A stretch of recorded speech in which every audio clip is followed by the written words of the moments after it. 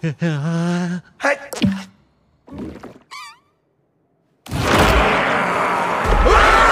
back guys! Napanood nyo na ba ang Kung Fu Panda 4? Dahil narito na ang mga detalye, Easter eggs sa pelikulang ito.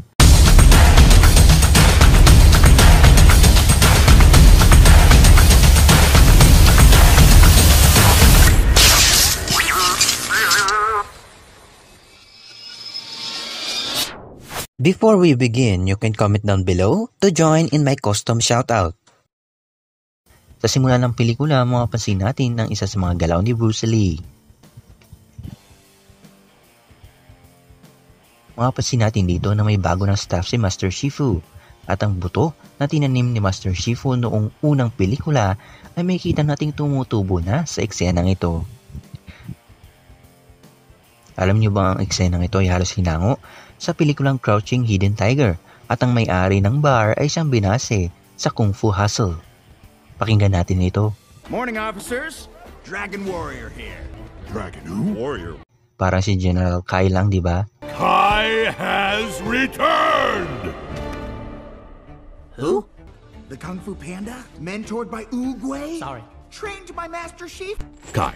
General Kai. Supreme Warlord of all China. The Jade Slayer. Habang kinakalaban niya ilang chameleon, ang kanyang galaw ay halos kaparehas ng nasa unang pelikula. Marami sa katanungan ng iba, nasaan nga ba ang Furious 5? Nabanggit dito ni Po na sila ay nasa kanilang misyon. Well, si Tigress ay nakikipaglaban sa mga manok, si Monkey hinahanap ang ilang mga nawawalang unggoy. Si Crane ay biglang naging hari ng mga bukaya, si Viper ay pinagbabati ang mga cobra at mga mungus, at si Mantis naman ay kasal na at iniiwasang makain ng kanyang ulo. At fun fact, ang mga mantis kapag nagpaparami, kinakain ng babae ang ulo ng lalaki hanggang sa ito'y mamatay. Anyway, sino-sino nga ba ang ilan sa mga notable villains na makikita natin dito?